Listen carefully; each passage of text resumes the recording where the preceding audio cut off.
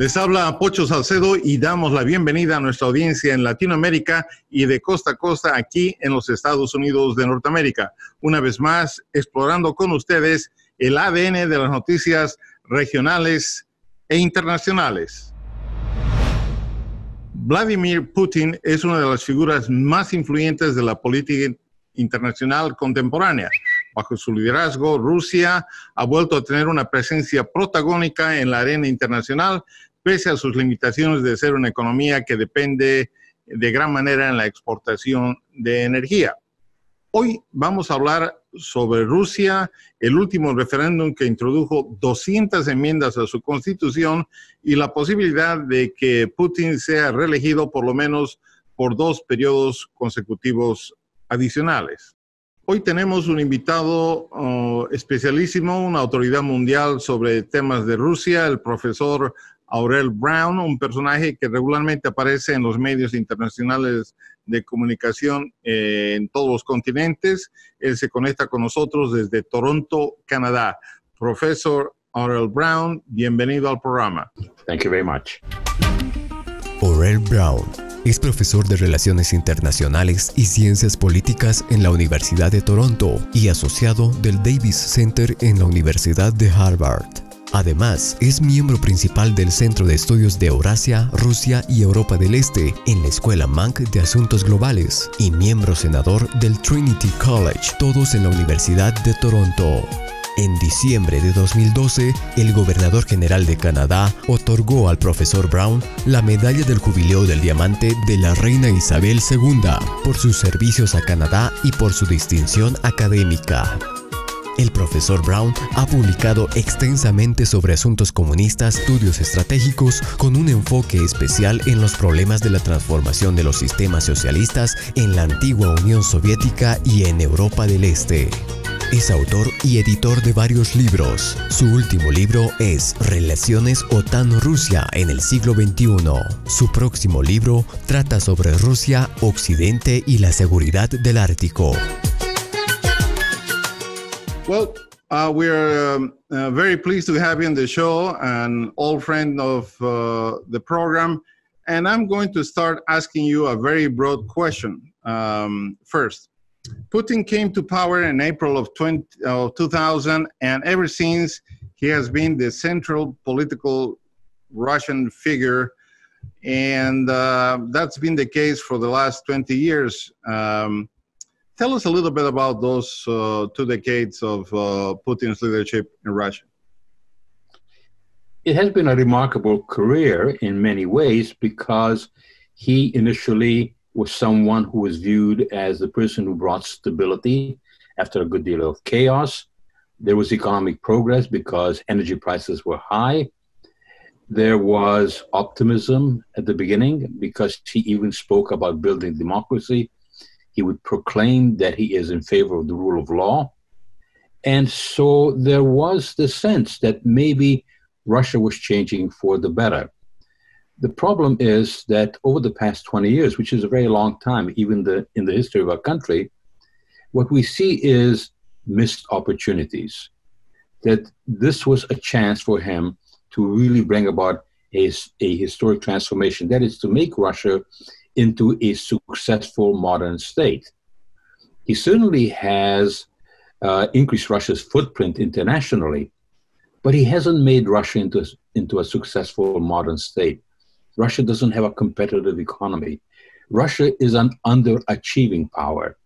They talk about Russia as if it is a global great power. But I think the reality is that it is underachieving because look at Russia's resources. In terms of natural resources, they are unparalleled. This is the largest territorial country in the world.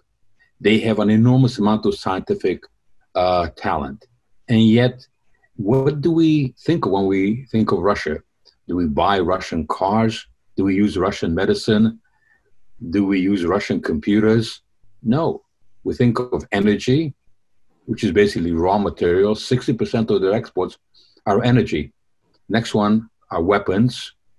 And sadly, the third one is corruption, because Russia has also become an extremely corrupt country. Well, and we come to the week of June 25th, 2020, for 7 consecutive days, sometimes 16 hours a day. Polls were open in Russia for a referendum on 200 amendments to the Russian constitution. Tell us under what circumstances those elections took place and the outcome. Well, first we have to understand something about constitutions where they are meaningful. Constitutions are bedrock documents. They need to be very difficult to change because they represent or are meant to represent a very broad and deep consensus. So if you have constitutional changes, 200 amendments, that tells you that you don't have a real constitution. You can't do that. It's sort of sneaking in a new constitution through a plebiscite. This was not even a formal referendum. The process was fatally flawed from the beginning.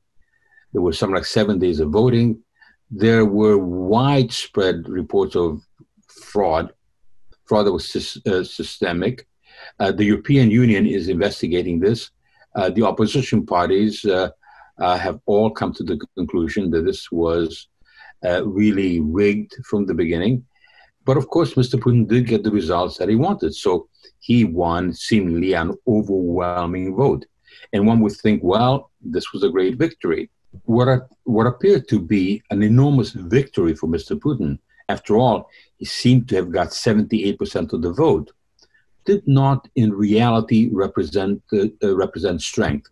Ultimately, historically, I think it would prove to be a weakness because he had to so rig the system to get this result. It shows a level of mistrust of the population. It shows the fact that he does not have a viable succession in place.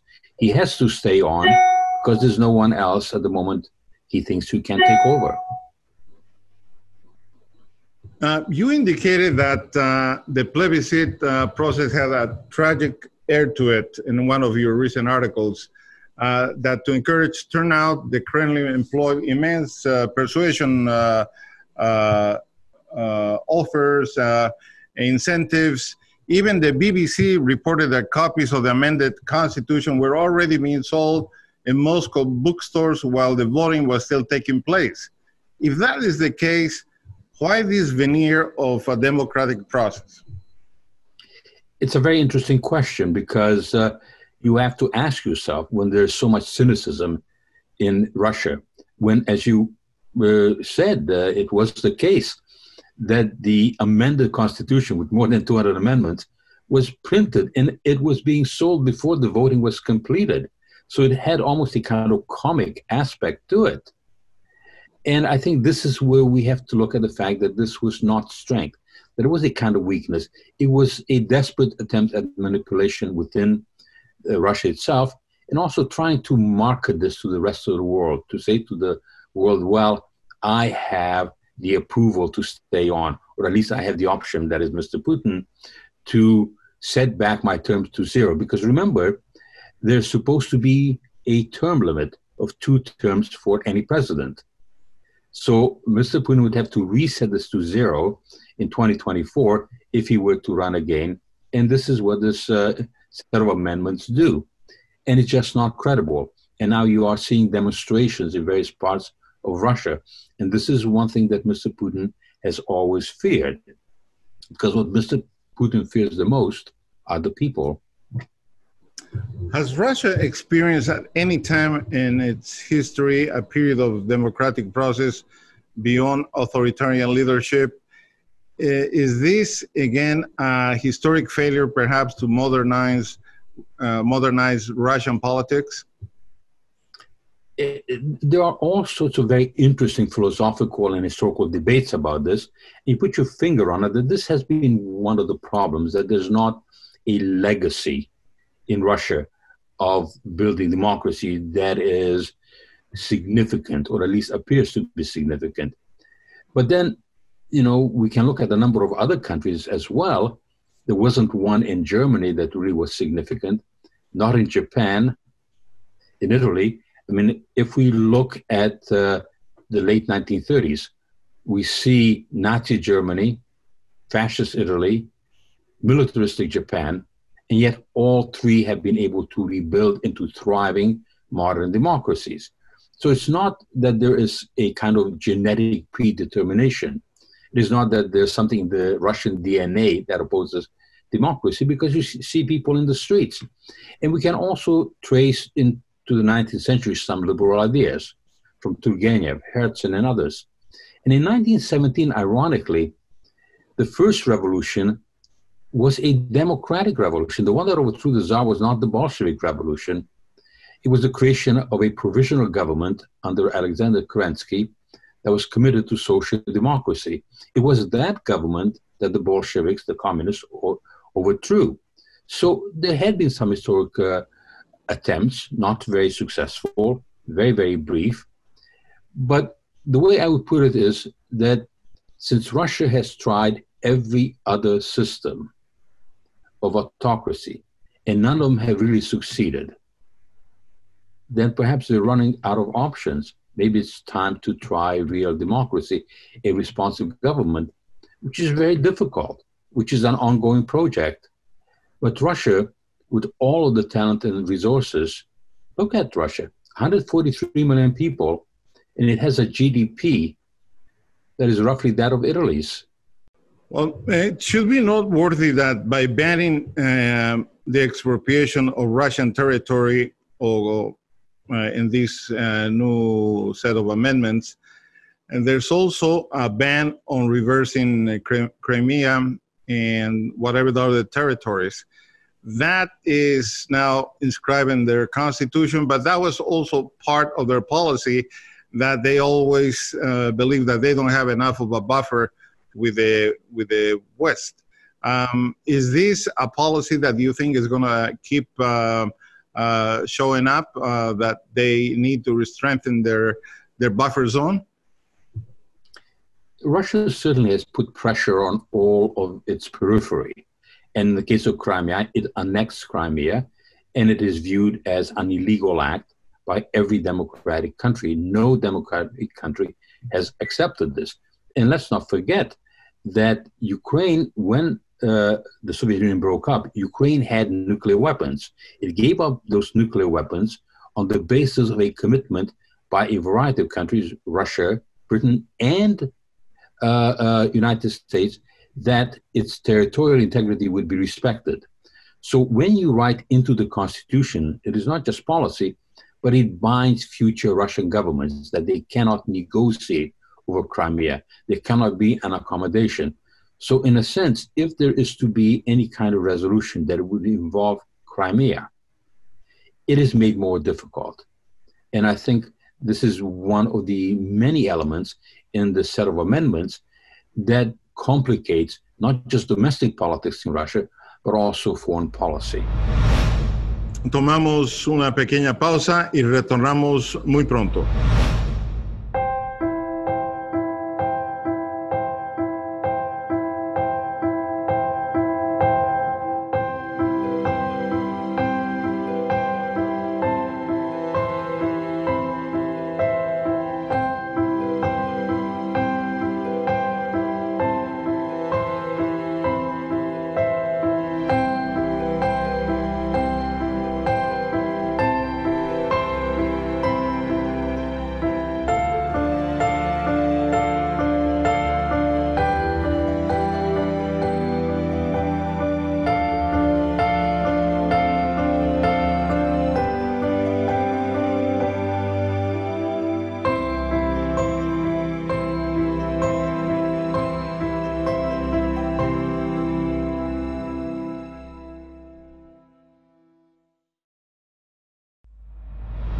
Aprovechamos esta oportunidad para saludar a dos de nuestras nuevas estaciones en los Estados Unidos, Laurel TV en Maryland, White Rose Canal 18 en York, Pennsylvania. Gracias por tenernos en su programación. Y estamos acá de regreso con el profesor Laurel Brown. Él es académico en la Universidad de Toronto, asociado al Centro Davis en Harvard, profesor visitante en Stanford, en fin, con una carrera excepcional en el mundo de las relaciones internacionales. Well, Welcome back, Professor Brown. And I would like to start by asking you about this very complicated relationship between Russia and the United States. It's always been complicated, but now we have a long list of accusations against the Russian government, the meddling in the US and European elections, an assessment that Russia appears to have offered a bounty to kill US and coalition troops in Afghanistan, the cyber attack on US laboratories working on a vaccine for COVID-19, to name a few.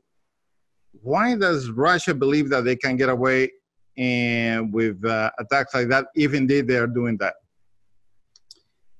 It is not something new. They have done it before, and they got away with it before.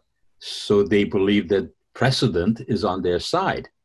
After all, let's not forget that they assassinated opponents in Britain in a very brazen way, and they still had relations with Britain. They have interfered not only in American elections, but in British elections, German elections. In Montenegro, they supported a violent intervention in that election. And this is one of the way, in a sense, in which Russia puffs itself up. Russia is not the Soviet Union. It is a remnant of the Soviet Union. But it tries to pretend it's a superpower. And with nuclear weapons, it is a superpower. But outside of nuclear weapons, it's not a superpower, nor is it likely to be a superpower. But by this kind of relentless international involvement, the Russian government diverts, or at least tries to divert attention away from domestic problems by telling the population, well, we are respected internationally. We are indispensable. We are powerful. We are feared. But the problem is that this is subject to its own laws of diminishing returns. It's costly. It's overextending Russia. It's wasting resources. It is damaging Russia's soft power. It creates ill will because Western countries are increasingly aware of this. It has been made more transparent that Russia has attempted intervention. In the case of the British, who are very sort of reticent to publicize many of these things, they have come out quite firmly to say, yes, the Russians have tried to intervene in the last elections. Yes, the Russians have tried to use forms of cyber intervention to steal the work on COVID vaccines. Even though the Russians say, well, we are going to be getting these vaccines. But Russia wants to look powerful. They would like to be able to say that they also developed the vaccine, that they were the first or among the first to develop the vaccine. It would be a matter of national pride, but they don't have the resources. They haven't built the infrastructure. They do not encourage innovation. They do not encourage entrepreneurship in Russia. But if you listen to Moscow, you get a different story. The prevailing official opinion is that those tensions between the United States and Russia, for example, are considered natural consequences of Russia's increased strength.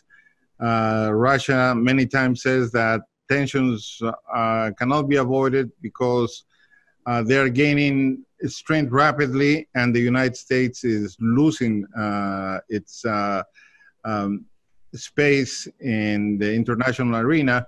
Therefore, they are being accused of many wrongdoings in the United States and in Europe, just because they don't want to see an emerging power. There certainly is an argument that is being made that this is a kind of return to geopolitics, and that certainly it would be only expected that Russia would safeguard its own national interest, and that there would be conflict because of that insistence on safeguarding the national interest. And to an extent, that sounds plausible, and it is legitimate for any country to try to safeguard its national interest. The problem is that there is not a real shifting of power. Russia is not growing more powerful. Russia, in fact, is growing weaker. Its economy is in shambles. It is ineffective, but it is trying to get itself involved everywhere, in the Middle East, in Latin America. And these are expensive undertakings that Russia cannot afford. Yes, it is in Syria, and it looks in Syria as if it had outwitted certainly the Obama administration. You would recall that the Obama administration said there was a red line that if the regime of Assad used chemical weapons, then that regime would have to be removed, and Russia was allowed to go in to supposedly mediate. But what exactly are they getting out of Syria? They're getting a lot of expenses. They are involved in Libya, and in Libya now they're coming into conflict with other Middle Eastern countries. And if you look at Latin America, what is the long-term benefit that they're getting from Cuba or from Venezuela? These are huge economic burdens with very little return, and they do cause friction with the United States and other countries. So in that sense, if we look at the efficiency of a foreign policy, if we look at what would be the best way to safeguard your national interests, then ironically again, Russia is wasting resources. That is diminishing your power. That is imperiling your national interest. And I think in that sense, the Putin government is failing. Well, thank you, Professor Brown. I have a question for you. Lately, we also observed that history or revision of history has become also a battleground. There is a renewed emphasis on the scale of Soviet sacrifice in World War I. Why 75 years after the war, and why in a different world this is becoming a significant factor? Why is Russia talking about that, and what do you think is the purpose? At one level, it is historically accurate that Russia indeed suffered enormously in the Second World War, that they had vast losses. And so it is not unnatural that they would mourn those losses. And Russia, as the Soviet Union back then, contributed tremendously to the victory, and that can be celebrated. But what we also see is a rewriting of history. And the purpose of that is to glorify the current government, to say we have the DNA of the Soviet Union, and look how we were so very important. And at the same time to say Russia is a victim.